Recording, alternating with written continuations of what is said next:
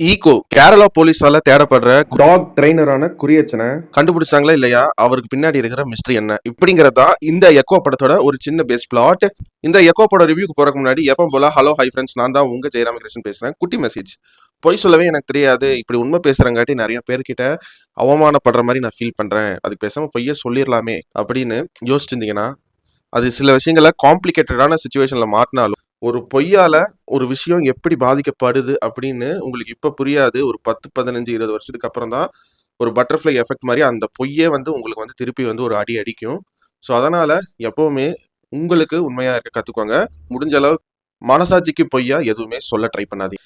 இது பொய்யே, இதனால பல பேர் பாதிக்கப்படுறாங்க அப்படின்னு தெரிஞ்சும் உங்க மனசாட்சிக்கு பொய்யா அந்த மாதிரி விஷயத்த பண்ணாதீங்க. ஸோ கமிங் பேக் டு இந்த எக்கோ மூவி. இந்த மூவியை பொறுத்த வரைக்கும் பாத்தீங்கன்னா, ஒவ்வொரு கேரக்டருக்கு பின்னாடி ஒரு மிஸ்ட்ரி இருக்கு, ஒரு மர்மம் இருக்கு. இவர் ஏன் குரியச்சனை தேடுறாரு, குரியச்சன் அப்படி என்னதான் பண்ணாரு அப்படின்னு கதை கடைசி கிளைமேக்ஸ் வரைக்குமே நவுந்துட்டே போயிட்டு இருக்கும். நான் வந்து இது வந்து எக்ஸாம்பிளுக்கு ஒரு சிங்கிள் கேரக்டர் வச்சு சொல்றேன். பட் இந்த மிஸ்ட்ரி வந்து எல்லா கேரக்டருக்கு பின்னாடியுமே வந்து டைரக்டர் அழகா எழுதியிருந்தாரு. சொல்ல போனா ஒரு இன்வெஸ்டிகேஷன் ஃபைலை திருப்பி படிக்கும் போது நம்மளுக்கு எந்த மாதிரி ஃபீல் இருக்குமோ அந்த ஒரு ஃபீலை படத்தோட எண்டு வரைக்குமே வந்து இன்ட்ரெஸ்டிங்கா கொண்டு போயிருந்தாரு. ரெண்டாவது, நேச்சர். இத பார்க்கும்போது தான் இந்த படத்துக்கு பார்க்கணும்னு கிஷ்கிந்தா காண்டம் தியேட்டர்ல தான் பார்த்தேன்.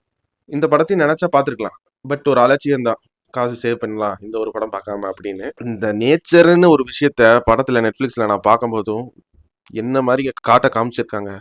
காடுன்னு வந்துட்டா இவரை மாதிரி வந்து இன்டர்நேஷனல் ஸ்டாண்டர்ட்ல இவரை மாதிரி யாருமே காட்ட முடியாது. அந்த அளவுக்கு காட்ட அந்த ஃபாரஸ்ட்டை, நேச்சரை அவ்வளோ கதைக்குள்ள பிளெண்ட் இன் பண்ணி வந்து விஷுவல் பண்ணி காட்டியிருக்காங்க.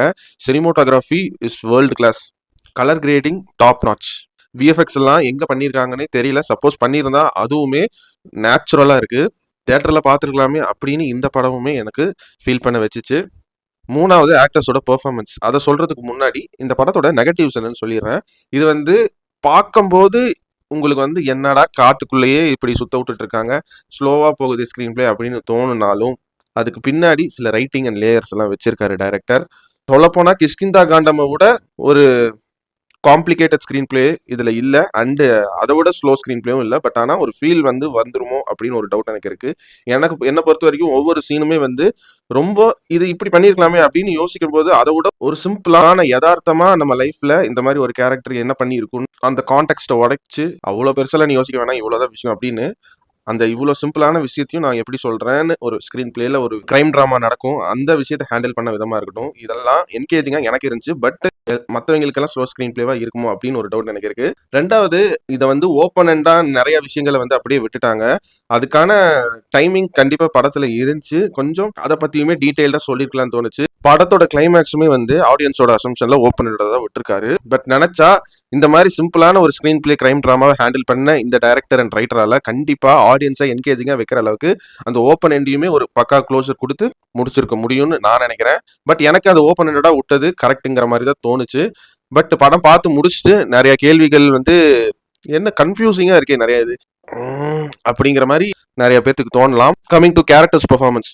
ஆக்டர்ஸ் பெர்ஃபார்மன்ஸை பற்றி சொல்றதுக்கு முன்னாடி இந்த படத்தோட மெயின் ஹீரோவே வந்து நாய்கள் தான். அந்த குறிப்பிட்ட பிரீடான நாய்கள், அதாவது மலேசியாவிலிருந்து வந்த நாய்களை வச்சு அந்த மாஸ்டர் பிளே பண்ண ஒரு மெனான்சிங்கான கேம். ஒரு மாஸ்டர் மைண்டுக்கு எப்படி டாக்ஸ் ஒபே பண்ணி நடக்குதுன்னு அப்படின்னு டாக்ஸுக்கு மட்டும் இல்லை, அது வந்து ஹியூமன்ஸுமே வந்து டாக்ஸை விட எப்படி சுப்பீரியரா, உனக்கு 5 அறிவுனா எனக்கு 6 அறிவுன்னு எப்படி டாக்ஸை ட்ரெயின் பண்றாங்கிற ஒரு ஸ்கிரீன் பிளே மெத்தடையுமே வந்து கதையோட பிளெண்ட் பண்ணி ரொம்ப அழகா வந்து மெயின்டைன் பண்ணியிருந்தாங்க. அந்த நாய்களையுமே வந்து ரொம்ப அழகா யூட்டிலைஸ் பண்ண படம், அதுவும் கிரைம் டிராமால இந்த படம் தான் ரீசெண்ட் டைம்ஸ்ல.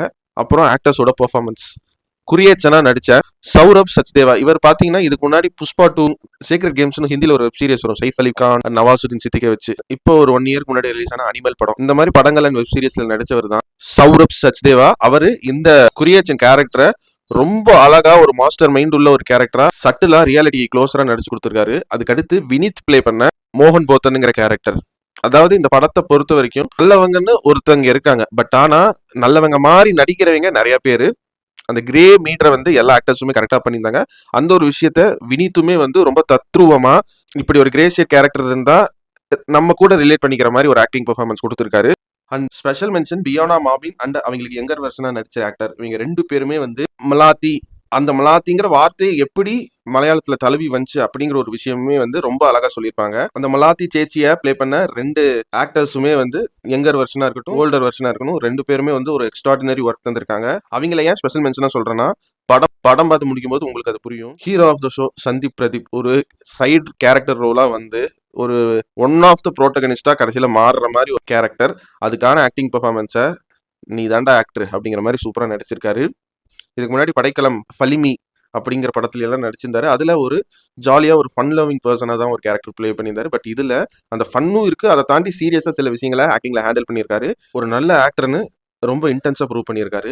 இதை தாண்டி முஜிபோட music, sound design department, RR work, location selection, art department, makeup artist இப்படின்னு இந்த கதைக்கு எந்த அளவுக்கு ஜஸ்டிஸ் கொடுக்கணுமோ அவங்களோட ஒர்க்கை 100% கொடுத்துருக்காங்க. அந்த 100% ஒர்க்கை அழகா வந்து நம்மளுக்கு டெலிவர் பண்ணது இந்த படத்தோட டைரக்டர் தினிஜித் அயனாத். ஒன்ஸ் அகெயின் கிஷ்கிந்தா காந்தம்க்கு அப்புறம் ஒரு காடு, அதுல ஒரு மிஸ்ட்ரி டிராமா அப்படின்னு வந்துட்டா நான் அதுல கிங் அப்படின்னு வந்து இந்த எக்கோ படத்துலயும் மறுபடியும் ப்ரூவ் பண்ணியிருக்காரு. ஸோ ஸ்பாய்லரே இல்லாம எல்லா விஷயங்களையுமே வந்து கவர் பண்ணிட்டேன்னு நினைக்கிறேன் இந்த படத்தை பொறுத்த வரைக்கும். இந்த எக்கோ படத்துக்கு என்னோட ரேட்டிங் என்னன்னு கேட்டீங்கன்னா 100க்கு ஒரு 90 மார்க்ஸ் தாராளமா தருவாங்க. Eko obviously it's one of the best cinema I have ever seen in this year 2025.